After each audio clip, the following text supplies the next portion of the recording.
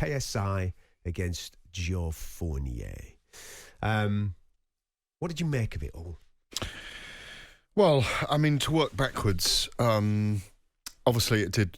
It broke 300,000 pay-per-view buys. It's remarkable. That is remarkable. Well, it's not, but that's the thing. I mean, it's not really, because KSI has 41 million social media followers. So it's a very small percentage of his followers. I mean, 10,000, 12,000 in the arena. That, we know we've been there live at the event. They get there at 6 p.m. and they leave at 11:30 and they go straight to bed with a cup of cocoa. And, Mum pats them into bed and then off they go. It's a very young audience. Look, it's not real boxing. No. I mean, we can go around the houses again and again and again. There will always be an audience for these things. It's the margins of this. 2 400-pound men, they had to take the ring ropes down for 2 men to climb into there last week because they weighed 400 pounds each. Wings of Redemption and Boogie 9889. I can't believe I remembered the 2 names. But they were 2 men. Do you remember those things, Weebles wobble but they don't fall down? It was like watching 2 Michelin men, blown up bodies with air inside. It was unbelievable. It was terrible. It was a terrible thing to watch. They did 90-second rounds, didn't they? Because they were worried about them. I don't know. I was genuinely worried about one of them having a heart attack. Listen, my angle on this is, right... It's too far. That's going too far. Well, hang on, right? As far as I'm concerned, this is unlicensed. It's not licensed by the British Boxing Board of Control. I know that they have a sanctioning body, but I don't put any credence really on the sanctioning body that is involved with the Misfits shows. If there was a charity angle to this, and listen, you made a reference to the 2 gentlemen in there. I think they were both over 400 pounds. The fair play one. One guy's lost a ridiculous amount of weight to get to that size. So listen, if boxing is helping people get fit, sound. If there was a charity angle to it, my attitude would be completely different, because people are putting themselves in a position to do better and well for others. But it's not that. It's not that. It is for boxing. It's WWE. It's WrestleMania boxing is what it is. And my problem with it is the blurring of the lines. So, for example, you have a broadcaster, whether it be radio, whether it be television, and it shows Anthony Joshua, right? Now, we know, because we follow the sport. The hardcore fans know, because they follow the sport. But the casual audience, where the real money is in this game, they look at it and they go, all right, Anthony Joshua's fighting. That's boxing. Great. That's on this channel. This is where I get my boxing consumption. The week after, some kid who plays video games is fighting some lad who's David A's mate, right? That's what happened. That's what happened. And they put him in the ring. It's not professional, but it's on the same broadcast platform. So that's true. So then people look at it and they go, it's still entertainment though, isn't it? Yes, it is. Right, it is entertainment. But it's not boxing. And this is my take with WWE. It isn't boxing. I fully understand that there's grown men out there and grown adults that watch WWE. I'm not one of those guys. But I always used to argue that it's not sport. Yes, there's an athletic element to the entertainment, which there is in this. Absolutely. But it's not elite level sport. There was jeopardy there on Saturday night. I agree with that, but it's not elite level sport. Joe Fournier was built up as this undefeated There's jeopardy boxer. in my Sunday League games. There's jeopardy in the pub, dog and duck. There's jeopardy in all those games. But Ad, if you could make millions out of getting it on YouTube, you probably would. And I wouldn't blame you for that, by the way. And if you can, good luck to you. I mean, listen, you've played in a big charity. Let's bring in the big charity football game right now, because we'll do the charity football game in a minute. No, because you played football today with a lot of very big names from football. You managed 75 minutes. I'm not going to tease you. But there was a charity element to it. No, that's why I wanted to bring it in, because there was a charity element. So people were giving their time for a cause, and KSI is a cause. We cannot not cover it. We can't completely ignore it either. Why? Because there's an audience for it. Well, I don't want to ignore it, but because I want to keep an eye on it. Why? Because boxing is the fulcrum that they're using.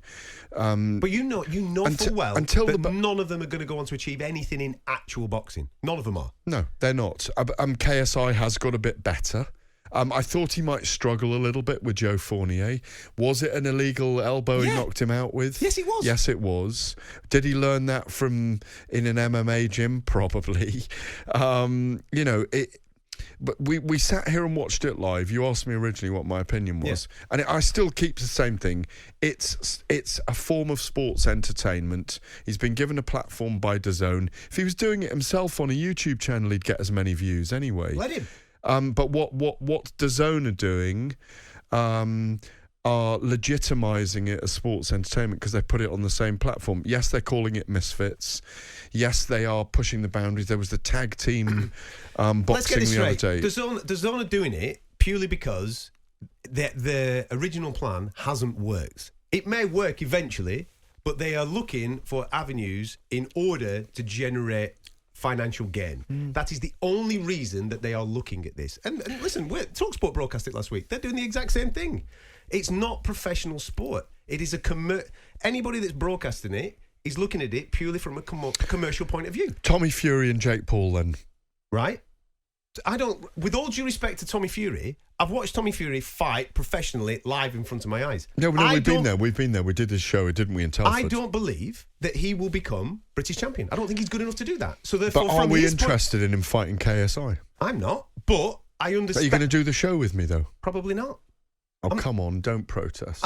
You can still come to it. No, listen. It's just a night's work. No, listen. It doesn't mean... It it's not doesn't a night's harm work. you. Not, yes, it does harm me. It does harm me. In my opinion, it does harm me because I want people that listen to our programme that I take an immense amount of pride about, I want people to believe what we say. So when I am... But it's just part of change that we have to accept. It's not. If I'm going on, right, and I'm trying to, sugarcoat and dress up, but you don't. But you don't have to. It looks like boxing till they go in the ring. Yeah, but nobody wants to hear me just go on the radio and slag something off for 3 hours. That's just not fair on the guys. I think you should come and give your opinion.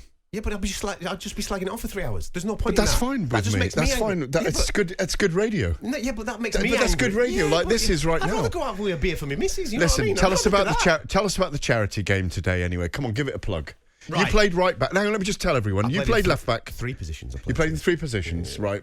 Right, we're at the bar. We've had a few drinks. Talk us through it. Come on, tell me what happened today. The reason for this. And I'll see you at the Misfits 9. Listen, the reason for getting involved with this, and this is obviously a person that you know as well, Gareth, Dr. Mark Prince, a former light heavyweight world title challenge for the WBO title. Sadly, 17 years ago, his son, Kyan, died as a result of a knife attack outside of his school. He was a budding footballer. He was connected to Queen's Park Rangers. He was well on his way to having a career in some way, shape or form in football. And 17 years ago, that was taken from him. Now, I'm sure every single person that listens to this, that is a parent, has those fears about modern society. You switch the news on all the time. You're hearing about knife crime and all this type of stuff.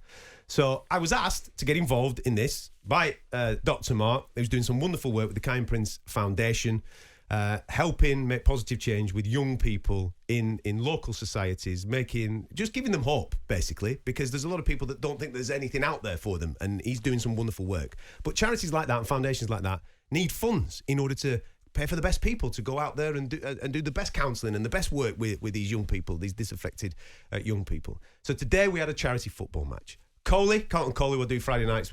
He was manager of one team. Harry Redknapp's manager of the other team. They dragged in every man and his dog, you name it. Jermaine Defoe was there. You've got Joe Cole playing centre midfield against me. Couldn't get near him. He was unbelievable. But check this out, right? This was the back line for the Legends 11.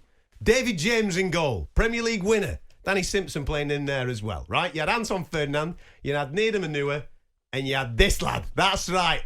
Some little scrawny Did you score, Adam? No, mate, I was playing in defence, wasn't I? But you probably play a bit of wing back there, don't you? I had to go for 5 minutes, and then I was blowing, so then I had to go to centre back, and then I came off for a bit, and then I went and played at right back. I played 75 minutes out of the 90. My team, the Legends, won 5-3. Fantastic results against Joe Cole. We kept him quiet. Throughout the course of the game, but more importantly, we raised awareness and we raised a few quid for No, that's brilliant. No, I've been involved with Mark before when he got his OBE, and it's a very important. You know, I've written loads of stories about teenagers and knife murders, and it's so prevalent, and it's got worse and worse. And brilliant stuff being involved in it. And credit to Dr. Mark Prince, who's a brilliant man. We celebrate the life of his son that he lost 17 years ago. Yeah. Absolutely. Listen, I'll put it all over my social media, so if you want to actually keep up to date with that game, you can. But more importantly, go and have a look at what they're doing. And you might want to get involved with it. You might want to go and help them out. You might want to do that financially. You might want to give your time. All those things are good. So go and check out the KPF. It's the Kyan Prince Foundation. Go and check that out. All right?